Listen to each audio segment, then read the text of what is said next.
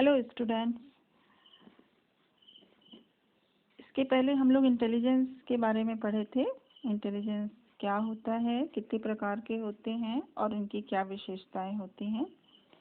उसके बाद हम लोग थ्योरी पढ़े, इंटेलिजेंस के क्या क्या थ्योरीज है, किन किन मनोवैज्ञानिकों ने बुद्धि के बारे में अपने सिद्धांत का प्रतिपादन किया। एक सिद्धांत, लास्ट सिद्धांत था कि बुद्धि के त्रिआयामी सिद्धांत, जिसे हम आज पढ़ेंगे।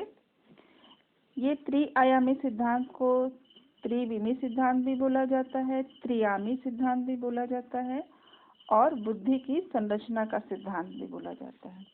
यदि क्वेश्चन आता है कि बुद्धि की संरचना का सिद्धांत क्या है, तो उसमें भी त्रिआयामी सिद्धांत को ही लिखना है, या त्रिविमीय सिद्धांत क्या है, उसमें भी आपको त्रियामी सिद्धांत ही लिखना है। त्रियामी सिद्धांत के जो प्रतिपादक थे वो जेपी गिलफोर्ड थे। उन्होंने 1967 में इस सिद्धांत का प्रतिपादन किया था। गिलफोर्ड के अनुसार बुद्धि के 3 आयाम होते हैं। मतलब उन्होंने बुद्धि को 3 दृष्टिकोण से देखा। उनका मानना था कि बुद्धि की संरचना 3 भागों में विभाजित होती है। ये 3 भाग कौन से हैं? फर्स्ट, सेकेंड और थर्ड। तो यदि हम बुद्धि को इस चित्र के अनुसार समझें तो बुद्धि का एक आयाम यह होता है, दूसरा आयाम यह होता है और तीसरा आयाम यह होता है। तो गिलफोर्ड ने बुद्धि के इस आयाम को विषय वस्तु का नाम दिया। उनके अनुसार जो 3 आयाम हैं, उसमें पहला है विषय वस्तु, दूसरा है संक्रिया और तीसरा है उत्पाद। उत्पाद को हम परिणाम भी बोलते हैं। विषय वस्तु, संक्रिया और उत्पाद। विषय वस्तु से संक्रिया का निर्माण होता है और संक्रिया के द्वारा हम कहाँ पहुँचते हैं? परिणाम तक पहुँचते हैं। विषय वस्तु को उन्होंने, जो विषय वस्तु वाला जो आयाम था, उसमें उन्होंने 5 लाइनों को दर्शाया है। 5 लाइनों को दर्शाया है, 1 2 3 4 5। उन्होंने फिर संक्रिया को 4 लाइन के द्वारा दर्शाया है, 1 2 3 और 4। उसके बाद उन्होंने उत्पाद को कितने लाइनों में बताया है? 1 2 3 4 5 लाइनों में। उसके बाद इस प्रकार की जो चित्र है वह आप लोग अपने कॉपी में बना लेंगे, जिससे समझने में आसानी होगी।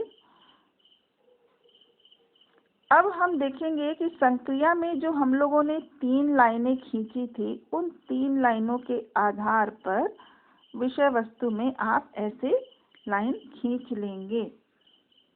ठीक है। तो उन्होंने 3 लाइनें खींचने से हमारे कितने खंड बन गए? 1 2 3 और 4। 1 2 3 और 4।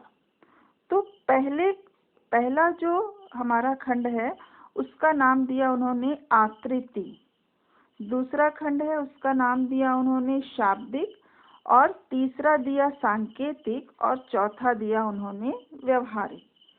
तो विषय वस्तु में 4 चीजें आई: आकृति, शाब्दिक, सांकेतिक और व्यवहारिक। मतलब कि हम आकृति को देखकर भी, हमारी बुद्धि की संरचना आकृति के अनुसार भी होती है, शेप का ज्ञान हमको होता है। शाब्दिक ज्ञान मतलब कि शब्दों के द्वारा हमको ज्ञान प्राप्त होता है।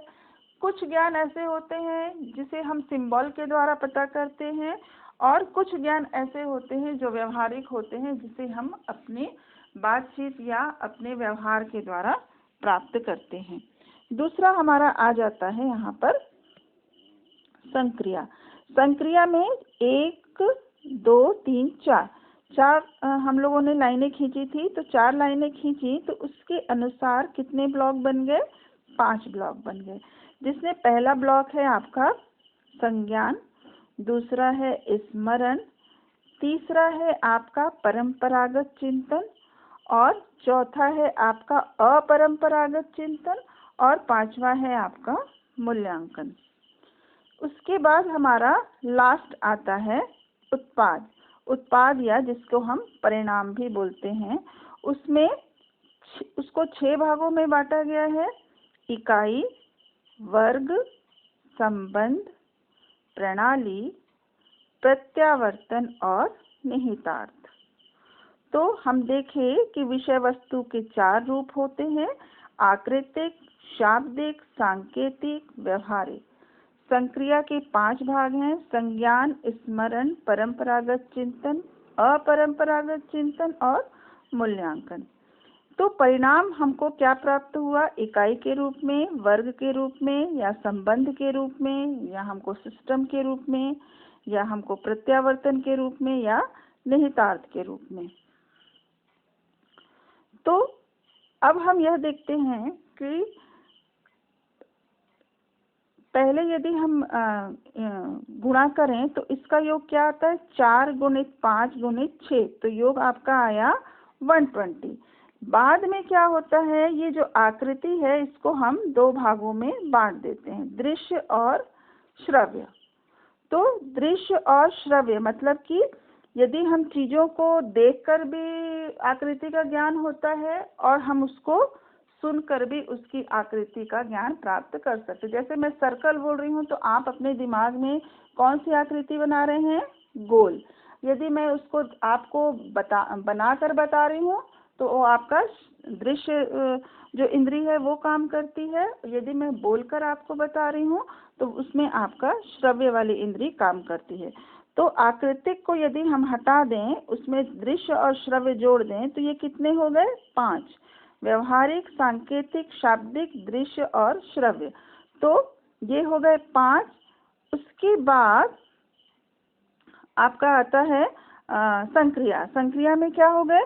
5। संक्रिया में जो हमारा स्मरण था, उसमें हम धारण और लेखन 2 चीजों को जोड़ दें, तो ये हमारे क्या हो जाते हैं? 1 2 3 4 5 6 हो गए। फिर उसके बाद हमारा ये क्या है? 6 है। तो यदि हम इसको जोड़ें तो हमारा योग कितना हो जाता है? 180 हो जाता है। तो ठीक इसी तरह यदि हम तीनों का यदि हम योग देखें, तो लास्ट में उसका योग क्या रहता है? 180 रहता है। तो यह आपका गिलफोर्ड का क्या है? बुद्धि का सिद्धांत। गिलफोर्ड ने अपने सिद्धांत को 3 खंडों में विभाजित किया: विषय वस्तु, संक्रिया और परिणाम या उत्पाद। विषय वस्तु को उन्होंने 4 भागों में बांटा: आकृतिक, शाब्दिक, सांकेतिक और व्यवहारिक। संक्रिया को उन्होंने 5 भागों में बांटा: संज्ञान, स्मरण, परंपरागत चिंतन, अपरंपरागत चिंतन और मूल्यांकन। परिणाम को उन्होंने 6 भागों में बांटा: इकाई, वर्ग, संबंध, प्रणाली, प्रत्यावर्तन और निहितार्थ। तो यदि हम इसको जोड़ें अलग अलग तरीकों से, तो अंत में हम पाते हैं कि इन सबका जोड़ कितना होगा? 180 होगा। तो गिलफोर्ड का ऐसा कहना था कि इन सारी चीजों के आधार पर हम यह निष्कर्ष निकाल सकते हैं कि इस बालक की बुद्धि कितनी है, क्योंकि वो विषय वस्तु को कितना ग्रहण कर रहा है। ग्रहण करने के बाद उसकी संक्रिया, मतलब कि यदि हम किसी चीज को ग्रहण करते हैं, उसके बाद हम उसको कितने समय तक याद कर सकते हैं, अपने संज्ञान में रख सकते हैं, और ग्रहण की हुई चीज को हम कैसे मूल्यांकन करेंगे, और मूल्यांकन के बाद लास्ट में हम कैसे परिणाम तक पहुंचेंगे।